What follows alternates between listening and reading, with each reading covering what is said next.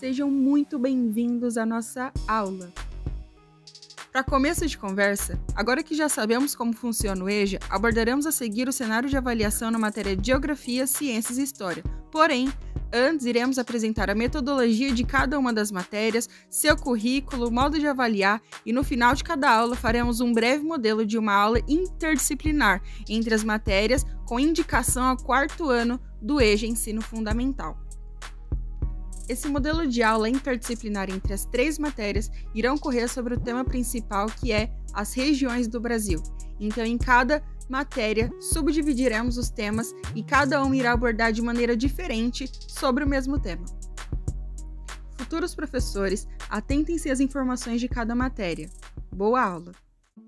Olá, eu sou a Lohane e eu vou falar um pouco acerca da geografia, a sua metodologia, o plano de aula indicado para o ensino de jovens e adultos e a avaliação.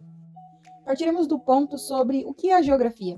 A geografia é a ciência que estuda elementos físicos, biológicos e humanos e suas relações com o planeta Terra. Tem como principal objetivo compreender a relação do homem com o meio ambiente, as condições climáticas e as características do espaço geográfico.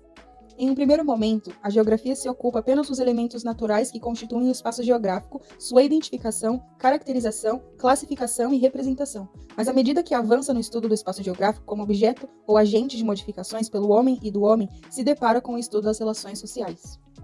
Os principais nomes da geografia são Tales de Mileto, Hiparco, Heródoto, Erastóstenes, Aristóteles, Ptolomeu e Estrabon. E também diversos viajantes e conquistadores como Marco Polo contribuíram para que se espalhasse o interesse pelo estudo e compreensão da geografia, mas só foi após os séculos XVI e XVII, época das grandes navegações, que a geografia surgiu como disciplina, passando a ser ensinada nas universidades. Especialidades na geografia.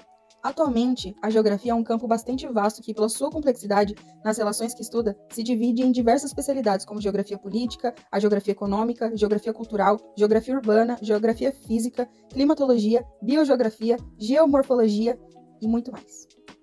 Mas, de modo geral, a geografia se divide em três áreas: geografia física, geografia humana e geografia econômica. A geografia física se ocupa do estudo dos espaços físicos, do relevo, fauna, flora, clima e hidrografia de um local, trabalhando o geógrafo, inclusive em estudos ambientais, dos biomas e sobre a preservação ambiental. A geografia humana se ocupa do estudo das relações do homem com a Terra. Assim, o geógrafo poderá estudar os movimentos migratórios, crescimento populacional, o planejamento e ordenamento do espaço, analisar indicadores demográficos como taxa de natalidade, expectativa de vida e outros estudos como os que são realizados pelo IBGE, Instituto Brasileiro de Geografia e Estatística, quando realizam os censos. A geografia econômica é o estudo da localização, distribuição e organização espacial das atividades econômicas na Terra. A geografia econômica está focada na localização de indústrias e atividades comerciais no atacado e varejo, em rotas comerciais e de transporte e nas mudanças do valor do mercado imobiliário. Falaremos mais sobre essas áreas adiante. Vamos em frente. Ok, até aqui já sabemos o conceito do que é geografia, mas vamos para a pergunta que não quer calar. Como é organizado o currículo e a avaliação da geografia para o ensino de jovens e adultos? A respeito do currículo, verificou-se pela pesquisa realizada que, independentemente da perspectiva geográfica, a maneira mais comum de se ensinar geografia em EJA tem sido pelo discurso do professor, pela aula expositiva ou pela utilização do livro didático. É bastante significativa a quantidade de professoras que faz o uso do livro didático em sala de aula, dando questionamento sobre o uso do livro didático, 51% declararam que fazem o uso dele. Na geografia tradicional, o professor proporciona um ensino baseado na exposição do conteúdo. Ao mencionar algum fenômeno social, cultural, político ou natural, percebe-se que descreve e explica. As explicações se desenvolvem por meio de um conjunto de conteúdos, geografia física, humana e econômica, sem relação interna entre si. Aqui explicaremos mais a respeito das suas divisões. Na geografia física, os aspectos físicos como clima, o solo, o relevo e a hidrografia são analisados separadamente de forma desarticulada. Ao descrever os aspectos humanos das regiões, destacam seres humanos inseridos no quadro natural, como se a paisagem tivesse sido modelada para recebê-los e fornecer os seus recursos, como os animais, vegetais, águas, rochas e os minerais. A geografia econômica, ao fornecer uma explicação econômica sobre o espaço geográfico determinado, é apenas explicado como as pessoas exploram e transformam o ambiente por meio das diferentes atividades: extrativismo, agricultura, pecuária, indústria, comércio, serviços e meios de transporte, sem relacionar as formas de produção com a degradação dos recursos explorados e suas consequências socioespaciais e políticas. Na geografia humana, ao promover a descrição e a memorização dos elementos da paisagem e ao analisar a produção do espaço geográfico, a geografia tradicional estuda a relação homem-natureza, sem priorizar as relações sociais e suas condicionantes políticas. Nessa linha de trabalho, o professor elabora exercícios de fixação para que os alunos memorizem os conteúdos. O uso do livro didático em geografia necessita de alguns cuidados. Não é ele que deve ditar o que, o como e quando ensinar, ou seja, ele não pode substituir o papel do professor na definição clara dos objetivos, na elaboração da sequência da programação do curso, na graduação e articulação entre os conteúdos, principalmente no caso do EJA, no qual o curso é concentrado em apenas um semestre para cada série ou 2 semestres para cada ciclo, ou seja, não deve ser apenas usados livros didáticos ou apostilas em sala de aula. A avaliação. Segundo o MEC, a avaliação é uma questão bastante polêmica no ensino em geral, assumindo em EJA algumas características específicas. Os alunos de EJA sentem-se bastante inseguros, principalmente se a avaliação ficar reduzida a um único instrumento, a prova. É comum ouvir os alunos perguntarem se tudo que foi estudado cai na prova, se a prova vai ser elaborada a partir de um conjunto de questões previamente selecionadas, se precisa decorar os textos e conteúdos trabalhados em classe, se aquelas perguntas caem no vestibular. Pelas dúvidas e questionamentos levantados pelos alunos, percebemos a importância do papel do professor nesse processo, no sentido de estar orientando continuamente os alunos na organização de seus registros, a partir do conjunto de discussões e atividades realizadas em sala de aula, e também externamente a ela. Com isso, convém planejar um conjunto de instrumentos e formas de avaliação que tragam elementos em relação aos avanços e dificuldades encontradas pelos alunos. Algumas ações são importantes nesse processo. Pontuaremos 6 pontos de ação a seguir. Ponto 1. Permitir que o aluno se coloque e exponha seu ponto de vista em relação ao que aprendeu, evitando que transcreva ou forneça as respostas iguais às estudadas no livro, na apostila de apoio ou no ponto copiado da lousa.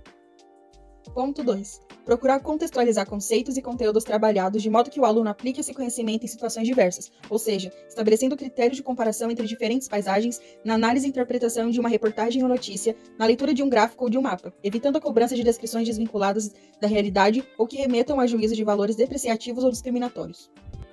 Ponto 3. Planejar atividades que não reforcem a memorização de nomes ou conceitos, dados numéricos ou quantitativos, mas sim atividades que permitem que o aluno estabeleça comparações e correlacione as informações observadas com o assunto trabalhado em sala de aula, com a realidade local e que ele elabore o seu próprio discurso.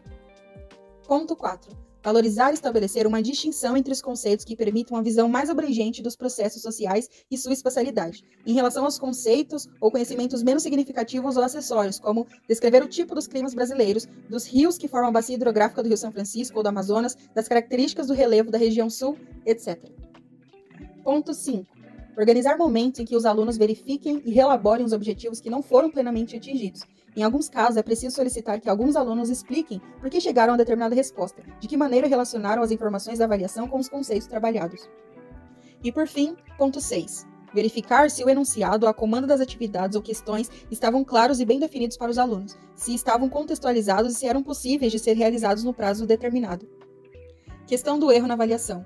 O papel do erro como forma de aprendizagem deve ser bem trabalhado, analisado com cuidado e ressignificado, uma vez que os alunos do EJA têm receio de errar, sentem insegurança para se colocarem, exporem suas ideias a respeito do que foi estudado e de acharem que o que estão pensando não está correto, ou seja, é necessário evitar que se reforce o fracasso escolar anteriormente introjetado em outras fases da sua escolarização. Portanto, a avaliação não deve ficar reduzida ao desempenho e à classificação que os alunos obtêm por uma ou mais avaliações, mas deve se constituir num instrumento mais amplo, capaz de indicar o processo dos alunos ao longo do curso, seus avanços, suas dificuldades, fornecendo elementos sobre seu envolvimento e sua participação no conjunto de atividades e trabalhos envolvidos no cotidiano da escola e fora dela, como superaram ou tentaram superar suas dificuldades. A avaliação, tampouco, deve ficar restrita aos objetos atitudinais.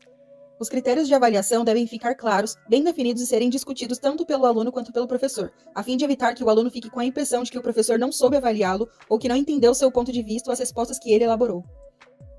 O processo de avaliação não deve ficar restrito à ação individual apenas de um professor, mas ela deve ser pensada e definida de um trabalho mais amplo, conjunto e compartilhado com as outras áreas de conhecimento do ciclo correspondente e com professores da área que trabalham com outras séries e ciclos da mesma escola, estabelecendo um vínculo e uma atitude de corresponsabilidade sobre as decisões sobre o processo de avaliação, assumindo coletivamente os resultados em relação ao desempenho dos alunos e os problemas presentes nesse processo, que devem ser continuamente redefinidos em conselhos de classe e reuniões pedagógicas. Já aprendemos a metodologia, o currículo e a avaliação na prática. Agora faremos um modelo de aula baseado na BNCC e na nova escola, com ensino no EJA e aplicação das avaliações. Falaremos sobre as regiões do Brasil, segundo o IBGE. Essa aula é indicada para o 4º ano do EJA Ensino Fundamental, criado pela professora Mônica Couto. O objetivo da aula é distinguir as 5 regiões do IBGE, dividir unidades político-administrativas oficiais nacionais, distrito, município, unidade da federação e grande região, suas fronteiras e sua hierarquia, localizando seus lugares de vivência. Vamos lá. Para começo de conversa, ele está previsto para ser realizado em uma aula de 50 minutos. Serão abordados aspectos que fazem parte do trabalho com a habilidade de geografia que consta na BNCC. Com a habilidade deve ser desenvolvida ao longo de todo o ano. Você observará que ela não será contemplada em sua totalidade aqui, e que as propostas podem ter continuidade em aulas subsequentes. Nesta aula, os alunos serão capazes de identificar as 5 regiões brasileiras estabelecidas pelo Instituto Brasileiro de Geografia e Estatística, o IBGE, observando os principais estados de cada região, bem como identificando a localização do seu estado no mapa. Para que o trabalho seja desenvolvido de forma colaborativa, organize a turma em duplas ou trios. Para o material complementar, indicamos o Atlas Escolar ou livro didático de geografia que contém o mapa do Brasil com a divisão regional do IBGE. O tema da aula é sobre Conhecendo as regiões do Brasil.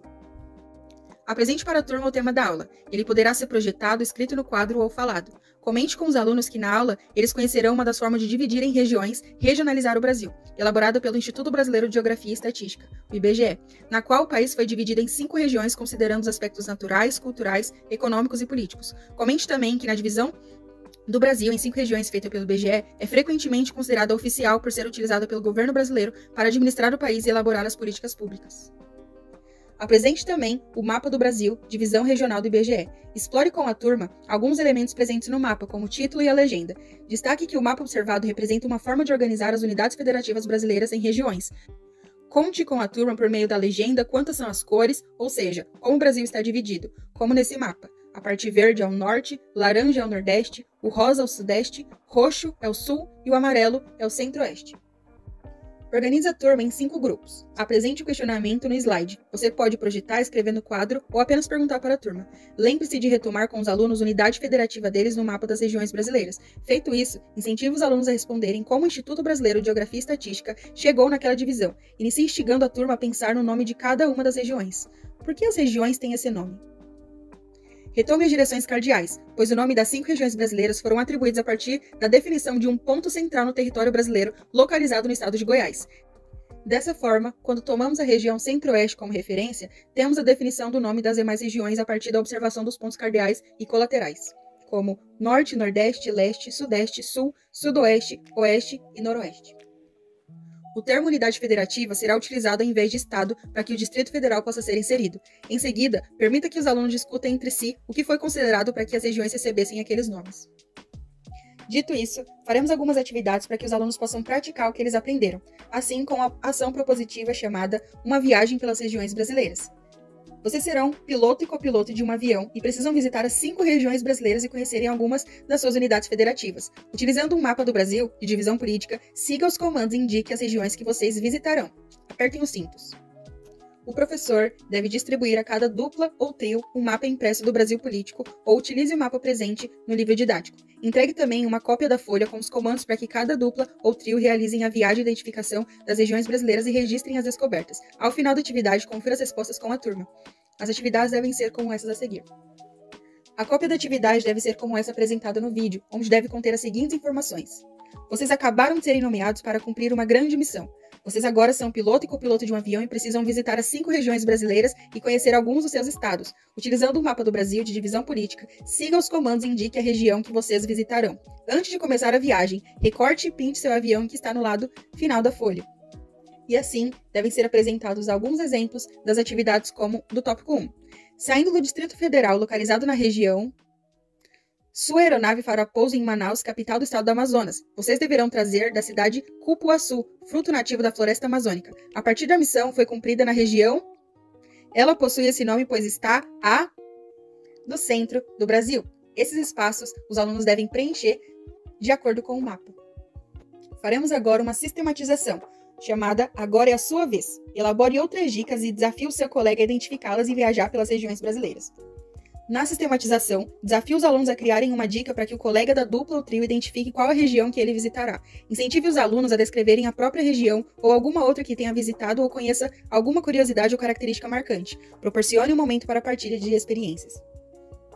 Neste vídeo, falamos sobre a metodologia, o currículo, a avaliação e mostramos um plano de aula desenvolvido para gerar o conhecimento ao aluno e produzir assim uma avaliação. Espero que tenha ajudado e até a próxima! Eu sou a Bárbara. Iremos falar hoje sobre a ciência no EJA, metodologia, planos de aula e avaliação. Iremos falar sobre introdução, metodologia, especialidade curricular, avaliação e plano de aula. Introdução. O que é ciência? Ciência é um sistema que adquire conhecimento baseado em um método conhecido como método científico. É construída com atitudes racionais visando a obtenção de conhecimento específico com base na observação, na realização de métodos experimentais e no desenvolvimento de teorias e leis. As teorias não são verdades absolutas. Ao contrário, são checadas constantemente, objetivando sua verificação, possíveis atualizações ou substituições frente às novas descobertas. A palavra ciência é derivada do latim scientia, traduzida como conhecimento. A ciência possui como objetivo a descrição, a explicação e a previsão de fenômenos por meio da aplicação do método científico, o qual pode ser verificado e reproduzido. Ou seja, a ciência pode ser classificada como uma forma de adquirir conhecimento por meio de um sistema de etapas objetivas e bem definidos. O conhecimento científico é o produto da ciência. O método científico é o sistema aplicado para que o conhecimento seja validado cientificamente. A ciência objetiva a descrição, explicação e previsão de fenômenos. É baseada em experimentação e é livre de opiniões e é verificável. Ela não é a verdade absoluta, mas sim falível e adapta a atualizações. A ciência permite à humanidade compreender um pouco mais sobre a natureza. A ciência é importante na nossa vida, pois nos ajuda a ter uma qualidade de vida melhor. Pois, através da ciência, muitas doenças foram eliminadas. A ciência possibilita avanços na saúde, alimentação, energia e outros. Quem é o maior cientista do mundo? Albert Einstein, autor da teoria da relatividade, fundamentou a teoria quântica. Einstein revolucionou o mundo científico com a teoria da relatividade, cujos estudos iniciais foram apresentados em 1905, aos 26 anos de idade. Alguns dos principais cientistas brasileiros. Vital Brasil desenvolveu o soro antiofídico para tratamento de mordidas de animais peçonhentos, como serpente, escorpião e aranha. Juliano Moreira, considerando como o fundador da disciplina psiquiátrica e da psicoanálise no Brasil pelos avanços por ele promovido, foi o primeiro professor brasileiro a citar e incorporar a teoria psicoanálise no ensino da medicina. Graziela Maciel foi uma naturalista e botânica brasileira, conhecida como a primeira dama da botânica no Brasil. Foi a maior taxonomista de plantas do Brasil. Por que estudar ciência no EJA?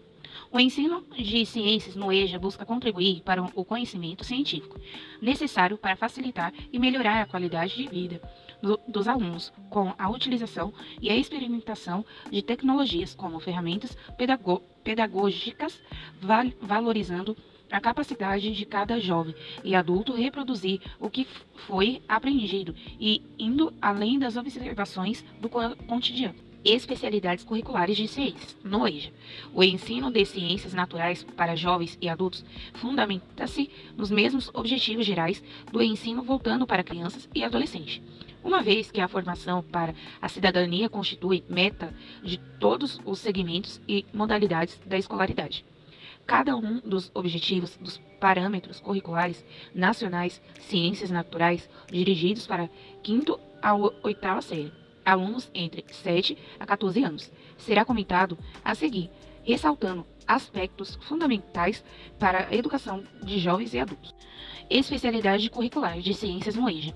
Consulta realizada junto à Secretaria de Educação. Professores e alunos do EJA, antes da elaboração dessa proposta, indica que, similarmente ao que ocorre com o ensino fundamental destinado ao aluno de 7 a 14 anos, em EJAs há mais de 30 anos persiste uma distribuição tradicional dos conteúdos caracterizada pelas seguintes seleção e organização: ar, água e solo, na 5ª série, seres vivos. Na referência à consulta, a maioria dos alunos diz não utilizar os conhecimentos escolares de ciências naturais em sua vida cotidiana ou profissional, o que indica que a abordagem tradicional dos conteúdos não os vincula à realidade do aluno jovem e adulto, e assim foram formuladas novas propostas. Na nova proposta, os temas transversais de ciências no EJA são meio ambiente, saúde, orientação sexual, trabalho e consumo, pluralidade cultural e ética. E também deve-se desenvolver planejamentos sobre os eixos temáticos de ciências baseados na BNCC, que são diversidade da vida e do ambiente, matéria e energia, constituição básica, terra e o universo, ser humano e a saúde, tecnologia e sociedade. A avaliação. Os alunos do EJA geralmente temem a avaliações, não raro devido a prévias experimentais negativas que podem até mesmo ter sido uma das causas do abandono escolar na infância. Em alguns casos, a palavra prova já é suficiente para que seu desempenho habitual fique comprometido. A avaliação não pode e não deve realizar-se apenas no final do curso, ocasião em que apenas punir ou gratificar. Ao contrário, deve-se fazer avaliação a cada etapa de desenvolvimento de um tema, introdução, desenvolvimento ou sistematização, evitando a prática usual de aplicar uma prova apenas ao final do programa. Em ciências naturais, pode ser avaliado os alunos de forma sistemática, por meio de observações, perguntas, respostas feitas durante as aulas, registros realizados e etc.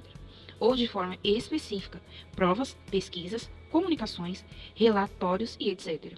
É necessário diversificar as formas de verificação do avanço no aprendizagem para que aqueles alunos com dificuldades em expressão escrita, tímidos ou de difícil socialização não sejam prejudicados pelo tipo de avaliação empregado. Por isso, convém utilizar tanto formas individuais como coletivas, tanto orais como escritas. A avaliação deve abranger não apenas os conhecimentos conceituais, mas também os procedimentos e os valores desenvolvidos no processo de aprendizagem. Como já se ressaltou anteriormente, o professor desempenha papel importante na aprendizagem dos procedimentos, modo de indagar, selecionar e elaborar o conhecimento, por meio de observação, comparação, registros, análise, teses e interpretação. O professor do EJA deve ser consistente do valor do erro como possível promotor do aprendizado, utilizando-o como ferramenta. Ao analisar cuidadosamente o erro, ele poderá desvendar a lógica de raciocínio que levou o aluno a errar. Debater os erros cometidos e desvendar a lógica subjacente a eles são importantes instrumentos de revisão, permitindo que o professor ensine melhor. Vamos praticar? Com a interdisciplinaridade entre geografia, ciências e história sobre as regiões do Brasil, faremos uma atividade com o olhar sobre a vida e evolução das regiões do Brasil, analisando a saúde e o meio ambiente em que estamos inseridos. Tema da aula: Saúde e meio ambiente. Interdisciplinaridade para o quarto ano no ensino fundamental. Objetivos do aprendizagem. Relaciona a preservação do meio ambiente e a promoção da saúde, reconhecendo a importância da ação consciente do ser humano na manutenção das relações que garante o equilíbrio dinâmico do planeta. Em foco no Brasil. Propõe, a partir do conhecimento das formas de transmissão de alguns micro-organismos, vírus, bactérias e protozoários, atitudes e médias adequadas para a prevenção de doenças a eles relacionadas. Leia para os alunos o título da aula e levante questionamentos sobre o tema. Como podemos definir o que é a saúde e o que é o meio ambiente? Quais problemas ambientais você conhece? Qual relação você acredita que há entre saúde e meio ambiente? Permita que o aluno faça um debate sobre esses temas. A Organização Mundial da Saúde, OMS, define saúde como estado de complemento, bem-estar físico, mental e social, e não constituindo somente da ausência de uma doença ou enfermidade, já por meio ambiente, pois uma variedade de conceitos. Nesse momento, o importante não se basear em uma ideia superficial que se limite a entender meio ambiente como natureza, O objetivo é de ter um olhar mais amplo que envolva os elementos naturais artificiais construídos pelo homem, culturas e nossa relação com tais elementos que compõem tudo à nossa volta. Faça as intervenções necessárias de forma que, nesse momento inicial de participação, os alunos se aproximem dessa ideia. Como vocês podem ver, a tabela do objetivo ao lado. Após apresentar os alunos aos Objetivos de Desenvolvimento Sustentável, elaborando pela ONU, Organização das Nações Unidas, informe que esses são os 17 objetivos que devem ser adotados por todos os países como uma agenda de desenvolvimento, de forma que todos sejam implementados até 2030. Questione os alunos. Alguém já ouviu falar sobre desenvolvimento sustentável? Como seria o mundo se todos esses objetivos fossem colocados em práticas no Brasil? Quais desses objetivos deveriam ser implementados no nosso país? Agora vamos praticar. Mãos na massa. Orientações. Para a primeira etapa do Mão na Massa, organize os alunos em duplas e distribua os textos informativos. 35 milhões de brasileiros não têm acesso à água potável e 100 milhões não possuem coletas de esgoto em suas residências, disponível no artigo ofertado pelo professor. Peça que os alunos leiam, identifiquem e grifem informações como problemas ambientais, doenças causadas por esses problemas e possíveis soluções. Após anotações e debates sobre os problemas causam e possíveis soluções sobre o tema proposto, sorteie entre os grupos as regiões do Brasil. Cada grupo deverá, através de pesquisas, levantar os principais problemas em sua região sorteada, seja doença ou ambiental. Após a ampla pesquisa contendo o problema, a causa e uma possível solução, sugira que os grupos apresentem entre si as pesquisas realizadas. Assim que apresentadas as pesquisas, o professor poderá propor uma tabela na lousa para discussão, ponderando as pesquisas em qual grupo dos Objetivos e Desenvolvimento da ONU. Elas se classificam, permita que os alunos reflitam e respondam em conjunto. No final, questione o motivo deles e terem decidido dessa forma. Como o exemplo que vai ser mostrado na lousa dessa tabela, de a coluna sobre os problemas, a segunda coluna da doença do predominante em qual região do Brasil, e a terceira, qual o objetivo ela se classifica segundo a ONU. Assim, estudaremos a ciência e conseguiremos produzir uma avaliação voltada ao aprendizado do aluno, seguindo a ideia de interdisciplinaridade entre geografia, ciência e história, com foco nas regiões do Brasil. Espero que vocês tenham gostado. Olá, meu nome é Mariana e hoje nós vamos começar a aula de hoje. A aula de hoje nós vamos falar sobre o cenário de avaliação no ensino de História no EJA. Então a gente vai falar sobre o ensino de História no EJA. Primeiro, nós vamos começar falando o que é a história. A história, ela estuda os acontecimentos do passado. Também, ela transmite uma linha de pensamento que é estudar a realidade dos seres humanos através do tempo, investigando comportamentos e consequências das ações. Também, ela fala a respeito de diversas sociedades e estuda elas, e como fala dessas sociedades ao longo do tempo. Também, o termo da história, ele é vindo do vocabulário grego, que significa história, que também significa investigação. O pesquisador e profissional de história, ele estuda sobre fontes de pensamento crítico da sociedade ao longo do tempo. Além disso, ele utiliza fontes históricas, vestimentas, artes preservadas, documentos, utensílios, construções, fósseis e obras de artes. Tudo isso que vem a servir como vestígio do passado. Isso é um método de pesquisa onde o profissional encontra documentos e fontes históricas no qual basear a sua pesquisa. Os criadores da história. O primeiro criador foi Heródoto. Antigo historiador grego, considerado como o pai da história, foi ele quem desenvolveu os primeiros estudos e métodos sistematizados. Posteriormente a eles foi Tucídides, outro pensador grego que realizou estudos elaborados, e também várias fontes históricas que também vinha da sua obra. Na época, um conflito que existia entre Esparta e Atenas. Agora vamos falar sobre algumas áreas em que a história se divide. Além do campo da história, também tem outros estudos em outros focos. A história demográfica, a história cultural, a história econômica e a história política e a história cultural. Esses são outros 5 pontos em que a história se divide. Agora vamos falar um pouco sobre como é o estudo de história na EJA e como é a avaliação de forma prática. BNCC. Na prescrição construção curricular, o ensino de história ele está voltado para os processos históricos na identificação, comparação, contextualização, análise, justamente com os objetivos de ensino na transposição da realidade na educação de jovens e adultos. A construção do currículo contínuo, ou seja, envolvimento em movimento, precisa ser constante e precisa ser revestido ou dialogado. Também colocado em posição, contraposição e consenso. O modo de arrecadar e também ao máximo da diversidade e complexidade dos desafios das sociedades representados por aprendizagens essenciais para serem alcançadas por jovens e adultos e idosos, todas as etapas da história e da educação básica. Aqui está uma tabela que fala a respeito do ensino de história no EJA. A história, o ensino da história, os processos, que são identificação, comparação, contextualização, interpretação e análise.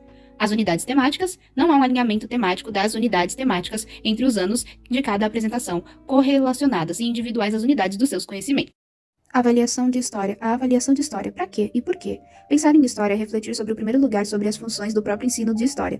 Para ter claro para que serve o ensino de história, é primeiramente direcionar o que deve ser avaliado na disciplina de história. O tema é amplo e possui extensa bibliografia especializada. De maneira geral, todos concordam que a história é um ensino histórico que se propõe a transmitir a memória coletiva, revisada e ampliada de cada geração. Isso significa que a disciplina vai muito além de contemplar o saber acadêmico. Ela também deve levar em conta a memória dos grupos e, em geral, transmiti-las oralmente. E também os fatos construídos e vinculados com os meios de comunicação. Como fazer isso? A história com os alunos pode ser trabalhada sobre as interpretações do passado. Compreender que a história e suas múltiplas temporadas, isso é considerar outras experiências no passado e no presente. Como fazer isso? Estabelecendo a oposição passado e presente, identificando as relações entre aquilo que permanece e aquilo que muda. Além disso, também identificar as relações entre tudo aquilo que pertence simultaneamente a sociedades diferentes e que habitam no planeta. Sugestões de avaliação em história. Já faz parte da cultura escolar considerar a prova como um recurso e obrigar o aluno a estudar a matéria para avaliação em história. No caso de avaliação em história, estudar para a prova significa memorizar o conteúdo e reproduzi-lo na prova. Ainda que não seja o contraponto à memorização, também formula a avaliação em história, e que deve ser levado em conta os elementos que possibilitam uma avaliação mais significativa ao aprendizado do aluno. Também, uma avaliação com o trabalho pedagógico de informar o professor sobre como ele está se saindo da matéria de história.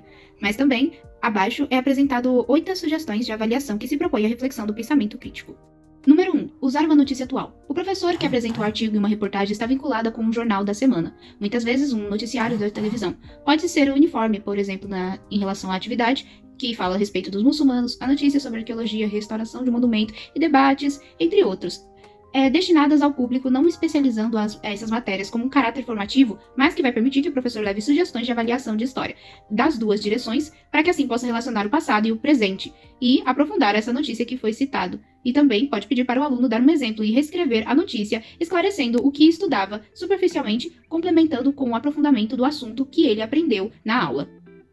Sugestão 2. Criar uma entrevista com um personagem histórico. A partir de um texto biográfico real fictício, mas também relacionado à temática que se estuda, para formular perguntas bibliografando a avaliação em história. Também trata-se de um desafio, a partir de uma pergunta. Se você pudesse viajar no tempo e entrevistar fulano, o que você perguntaria para ele ou tal acontecimento? O aluno deve ser orientado pelo professor e a pergunta, e não fazer critérios naturalmente, mas deve ser respeitar a idade e o desenvolvimento cognitivo do aluno. Ponto 3. Usar documento histórico. O uso do documento histórico é uma prática comum no ensino de história, mas também nem sempre é feito de forma significativa, principalmente na avaliação em história. O documento não deve ser, por exemplo, uma ilustração do passado ou uma prova da verdade, mas investigar questões que promovem uma pedagogia da descoberta, e também uma sugestão é confrontar 2 ou 3 documentos escritos visual gráfico, por exemplo, que levam o aluno a identificar durante a avaliação em história e comparar e relacionar as informações, observando as concordâncias e as contradições complementares ou lacunas entre elas. A partir daí, o aluno deve responder uma questão que leve à construção de um texto que se analisa e avalia os documentos apresentados. Elabore perguntas para um texto. A partir de um texto com 3 ou 5 parágrafos curtos, solicitar aos alunos que elaborem determinado número de perguntas. O professor marca um tempo para essa tarefa, 20 minutos, por exemplo. Em seguida, recolhe as avaliações em história que retribui solicitando que os alunos respondam às perguntas feitas pelos colegas, usando o texto. A dificuldade do aluno de entender a pergunta do colega ou encontrar a resposta correta em avaliação em história servirá como patrimônio ao professor para avaliar o trabalho do aluno. É importante orientar a turma sobre o tipo de pergunta que o aluno deve construir e esclarecer a avaliação em história que levará com clareza à pertinência da pergunta. E também construir perguntas que exigem operações intelectuais é um bom indicador de avaliação e aprendizagem.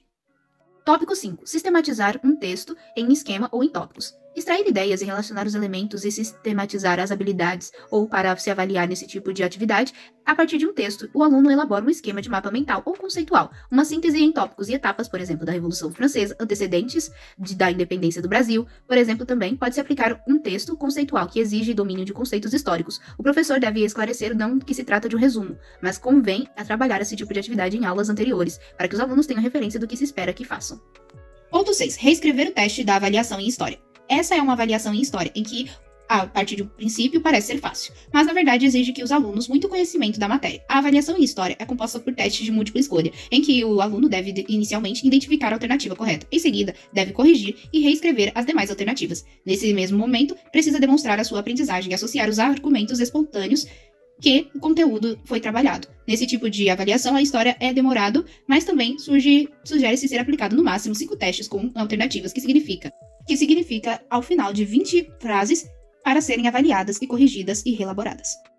7. Pergunta surpresa. Trata-se de uma pergunta que permite que o professor fazer uma sondagem sobre o estudo do aluno, por exemplo, que tema você estudou e não caiu na prova? E que perguntas você gostaria de ver nesta prova? Fale sobre o assunto que você mais gostou de estudar, neste bimestre. Essas questões devem abranger um diálogo pedagógico com o aluno que denota o respeito ao seu aprendizado, que fornece informações valiosas para o professor avaliar o trabalho e corrigir os erros. Ponto 8. Resolver um problema com consulta. A proposta aqui é avaliar a partir de um problema que leve o aluno a questionar e a problematizar a realidade que nos cerca. A avaliação em História, a partir de uma questão que está sobre a forma de um pequeno texto, o aluno deve encontrar respostas que mobilizem o conhecimento e o aprendizado que o induz a pesquisar a bibliografia disponibilizada pelo professor, e é importante gerar uma reflexão e contribuir para que os alunos conduzam de forma mais ou menos autônoma ou uma operação intelectual. A bibliografia e consulta de avaliação pode incluir um livro didático, mas o trabalho será proveitoso para o professor levar para a classe como referência, nesse caso, dicionários e também as enciclopédias temáticas, que serão de grande validade. Agora vamos fazer na prática a metodologia de avaliação com base na nova escola, e o tema é Regiões do Brasil, Patrimônio Histórico-Cultural e História de Goiás, um fato surpreendente. O que é patrimônio histórico? Patrimônio histórico representa os bens materiais ou naturais que possuem importância na história de determinada sociedade. Podem ser esses patrimônios prédios, ruínas, estátuas, templos, esculturas, igrejas, praças ou até mesmo parte de uma cidade, por exemplo, o centro histórico. A importância do patrimônio histórico. A importância desses bens foram algo, ao longo do tempo, construídos e desenvolvidos pelas sociedades, que estão inevitavelmente relacionadas com a identidade local, que representa uma importante fonte da pesquisa atual. Através do patrimônio histórico, podemos conhecer, portanto, a história de tudo o que envolve. Também o tempo, exemplo, as artes, as tradições, os saberes, a cultura de determinado povo. Por esse motivo, existem atualmente diversos órgãos com o objetivo de conservação desses bens e preservá-los. Também, sendo assim, o patrimônio histórico reúne um conjunto de manifestações que foram desenvolvidas ao longo do tempo, que carrega aspectos simbólicos. Patrimônio histórico e patrimônio cultural. Aliado ao conceito do patrimônio histórico, está também o patrimônio cultural. Segundo o artigo 216 da Constituição, o patrimônio cultural representa os bens: a natureza, o material, o imaterial, todos os individualmente, um conjunto de portadores de referência da identidade, da ação, da memória de diferentes grupos formados pela sociedade brasileira. Sendo assim, o patrimônio cultural pode ser dividido em patrimônio cultural material, como o próprio nome indica, representa bens culturais e materiais, por exemplo, museus, bibliotecas, universidades, etc. Patrimônio material, também chamado de patrimônio intangível, é ele que reúne as diversas expressões culturais, como por exemplo, saberes, costumes, festas e danças, as lendas e as músicas, etc. A observação, além do patrimônio histórico e cultural, também temos que citar o patrimônio artístico, bens artísticos e o patrimônio natural, que são os bens naturais. O próximo tópico que vamos falar agora é sobre a região de Goiás, um fato que ninguém conhece. A região de Goiás tem um importante fato histórico. Nessa região que define os pontos cardeais do Brasil. O nosso país tem 5 regiões. A região de Goiás que é encontrada o centro-oeste, mas também Goiás foi a escolhida para definir os pontos cardeais. Como sabemos que todo esse processo de localização começou, precisamos voltar no tempo e falar sobre a história da Rosa dos Ventos. Quando foi criado os pontos cardeais? A Rosa dos Ventos é formada por 5 pontos cardeais. Esses 5 pontos são as direções. A direção que os ventos é conhecida desde a Grécia Antiga e desde a Idade Média. Desses rumos são os pontos de direção que rodeiam os nomes relacionados de acordo com a sua localização. Trata a Montana, que representa o norte grego, que representava o nordeste. Levante também representava o leste sírico e também representava o sudeste oestro, que representava o sul libécio e também representava o sudeste ponoente, que representava o oeste meastro e também que representava o nordeste. Outro fato histórico sobre a Rosa dos Ventos é que ela foi feita e incorporada na Idade Média, utilizada por cartas e mapas do século XIV, que 32 pontos já de referência especial. Acreditava-se que também, nesse período, a Rosa dos Ventos foi integrada como uma bússola, um instrumento que se tornou essencial para as grandes navegações. Além disso, o termo Rosa dos Ventos se deu ao lugar da Rosa dos Ventos, e seu formato, que é uma imagem que representa os pontos em direção, se assemelha bastante a uma flor. Próximo ponto é a descoberta de Goiás. Com o movimento das bandeiras acentuado do século XVIII, a região do interior do Brasil, mais conhecido como Hinterland, passou a ser ocupada pelos bandeirantes. As bandeiras tinham como um dos principais objetivos tanto a descoberta como a procura de povos indígenas para escravizar e a busca por metais preciosos como ouro e prata. Na década de 1690, os bandeirantes conseguiram encontrar ouro na região. Posteriormente foi chamada de Minas Gerais, outra localidade onde o ouro foi extraído no ano de 1719. E foi no povoado de Cuiabá, capital do atual Mato Grosso. Sendo assim, os bandeirantes logo pensaram no território que se encontrava entre Minas Gerais e Cuiabá, futuro Goiás. Os bandeirantes também conseguiram encontrar e explorar esse valioso metal precioso na região, entre as duas minas de ouro. Após a mineração e a economia goiana do século XVIII e XIX passou a se dedicar às atividades e à pecuária e à agrícola. No século XX, Goiás se desenvolveu a agricultura como principal atividade econômica. Porém, durante essas três primeiras décadas, Goiás continuou atrelado à política oligárquica, a primeira regência pública. A abolição da escravidão em 1888 não atrelou as condições de trabalho e moradia dos escravos que viviam em Goiás. Aliás, a população de Goiás era definida por uma moradia negra, como uma maioria negra e uma minoria branca. Até o ano de 1749, Goiás não existia. O território parecia pertencer à capitania de São Paulo, somente para a partir dessa data que surgiu a capitania de Goiás, um dos núcleos urbanos instáveis e irregulares. O primeiro comando enviado à nova capitania foi Dom Marcos da Noronha e Conde dos Arcos. A mineração de Goiás teve seu ápice em 1750, em 1751 e 1770. A captura da exploração do ouro foi surpreendente. No ano de 1770, adiante, a mineração encontrou a decadência e que provocou o abandono de muitos povos goianos. Com o movimento de independência do Brasil, no século XIX, não atrelou no quadro social e econômico de Goiás. Alguns grupos oligárquicos se destacaram durante o período imperial e permaneceram no poder até as primeiras décadas do século XX, como os Borlões, os Flores e os Caiados. No ano de 1818, por meio de uma carta régia de Dom João VI, a vila se tornou a cidade de Goiás. No século XX, a oligarquia do Caiado se tornou o poder público do estado de Goiás até a Revolução de 1930, onde Getúlio Vargas, que havia instalado a Revolução, monopolizou o poder e nomeou o interventor Pedro Luvadíaco Teixeira, que se desfazia a oposição aos Caiados. Um dos primeiros atos políticos de Pedro Ludovico foi executar a política e a transferência da capital. O primeiro que realizou o levantamento para escolher o local onde seria construído o novo capital na região, escolhia também a próxima cidade, Campinas das Flores. Depois foram iniciadas as obras de construções na nova capital de Goiânia em 1933. E a capital foi aprovada e o decreto de 1937 selando o fim mais de 200 anos da cidade de Goiás como capital e estado. Agora que falamos um pouco sobre a história de Goiás, vamos explorar a cultura e o patrimônio cultural do local. Agora vamos ver na prática, ou na massa. Para explorarmos muito bem, a partir de agora o estado de Goiás, também podemos pensar para os alunos escreverem quais fatos históricos eles acharam interessantes sobre a região. Escolha também outras regiões para os alunos pesquisarem os patrimônios históricos do lugar, origem, a história e o lugar até os dias atuais. Depois, conversem sobre o assunto ouvindo suas pesquisas e experiências durante a avaliação. Lembre-se que quando conversarem com os alunos, para também mostrarem fotos e imagens do lugar. É isso. Muito obrigada pela atenção. Uau! Quanta informação aprendemos hoje, não é mesmo? Esperamos que tenham compreendido o contexto de nossa aula e absorvido o sistema de avaliação dessas matérias para o ensino de jovens e adultos. E para finalizar, deixaremos aqui uma citação do Rogério Joaquim. A avaliação e a correção da avaliação também são momentos de aprendizagem. A nota tem importância burocrática e regimental, mas a maior importância é o conhecimento que é solidificado nesses momentos.